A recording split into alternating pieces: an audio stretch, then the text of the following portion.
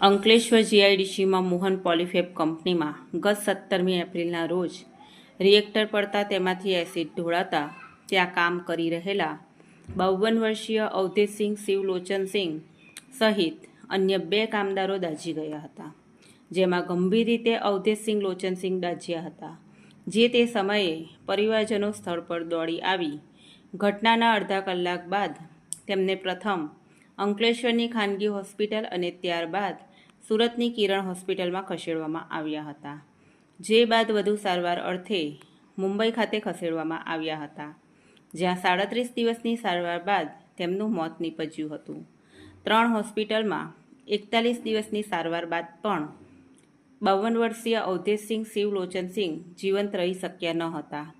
ઘટના અંગે સુરત હોસ્પિટલ દ્વારા જીઆઈડીસી પોલીસ મથકે જાણ કરતા જે તે વખતે સમાધાન થયું હોવાની પરિવાર દ્વારા નિવેદન આવતા પોલીસે નોંધ કરી કાર્યવાહી પૂર્ણ કરી હતી.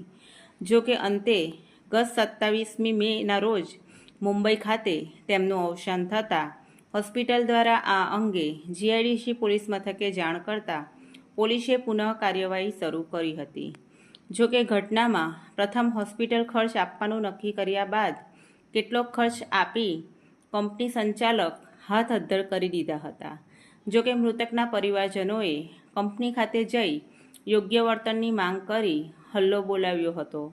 અગાઉ કંપની દ્વારા આ ઘટના અંગે પોલીસ, ફેક્ટરી ઇન્સ્પેક્ટર કે અન્ય કોઈને પણ જાણ કરી ન હતી અને જે તે વખતે ઘટના બની હતી ત્યારે પણ ફાયર વિભાગની મદદ સુદ્ધા લીધી નહોતી અને સત્ય છુપાવ્યું હતું અને હવે પરિવારને વળતર આપવામાં આનાકાની કરતા અંતે સમગ્ર મામલો સામે આવ્યો હતો.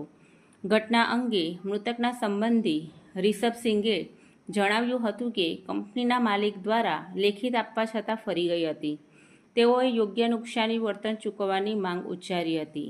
આ સમગ્ર ઘટના અંગે કંપની સત્તાધીશોને પૂછતા कंपनी सत्ताधीशों उड़ाव जवाबों आप्या था. 17 अप्रैल 2025 की घटना है. सुबह 11:30 बजे यहाँ पे रिएक्टर गिरने के वजह से मेरे बड़े पापा के ऊपर एसिड गिरा है. लगभग 1.5 घंटे बाद हमको कंपनी से हमारे आदमी ने जानकारी दिया कि ऐसा ऐसा घटना यहाँ घट चुका है. वो 1.5 घंटे तक एसिड में पड़े रहे. न कंपनी ने किसी एम्बुलेंस, न किसी सरकारी कर्मचारी, न नियर बाय पुलिस स्टेशन, न कोई इनके पास पीपीज है. हम यहाँ आए, हम खुद 20 मिनट तक जैसे तैसे घूमने के बाद अंदर अपनी जान को जोखिम में डाल के मुंह पे रुमाल बांध के अंदर गए और उन्हें अपनी गाड़ी में ले जाके हॉस्पिटल पद्म सिद्धा में एडमिट कराया, जहां पे डॉक्टर ने न पुलिस को जानकारी दी, न किसी और मीडिया को जानकारी दी, न लोकल कोई मीडिया यहाँ पे आई कवरेज करने के लिए. उनके ओनर मोहन पॉलीफेब के संदीप अग्रवाल जी 2, 2:30, 3 बजे के आसपास आए और परिवार को आश्वासन दिया कि आपके पापा जैसे थे वैसे ही होके वापस आएंगे. हम तब तक पूरा आपका खर्चा, आपके घर का खर्चा हम लिखित में देते हैं. उन्होंने हमें लिखित में दिया. बीच में हालत खराब होने की वजह से 2 दिन बाद हम उन्हें किरण हॉस्पिटल में ले गए, जहां पे किरण में जान का जोखिम बता के हमको मुंबई नेशनल बर्न सेंटर 26 अप्रैल को भेजा गया. वहां पे कंटिन्यू 32 दिन ट्रीटमेंट चलने के बाद उनकी 27 तारीख को दुखद निधन हो गया. लेकिन कंपनी की तरफ से न कोई कंपनी का एम्प्लॉय आया, न कंपनी की तरफ से कोई सहाय आया, न कोई गवर्नमेंट ऑफिसर की तरफ से हमें अभी तक हेल्प आया, न कोई मीडिया ने ये बात को 43 दिन हो गया न किसी ने कवर किया.